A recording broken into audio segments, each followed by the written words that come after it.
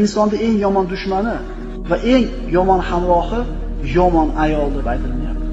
Ya'ni Allohning chiroyli eshitdingiz, qalbingiz orom oldi, 36 bo'ldi, temperaturangiz shirin bo'lib uyga borsangiz, ayolingiz ana shu dunyoga his qo'ygan, dunyoga muhabbat qo'ygan, dunyoda quli bo'lgan ayol bo'ladigan bo'lsa, borishingizga bir pasda temperaturangiz to'g'rilab qo'yadi. Onana bering, monana bering, ona akam falonchi manaqa yilibdi, manaqa kiyibdi, shu bilan bob bo'lgida yana haligi kechqurungi zaryad yo'q, ertaman yana o'sha ho'kiz bola aronsoda chiqib ketaverasiz. Kishi deydi Rasululloh 4 ta narsada baxtli bo'ladi deydi.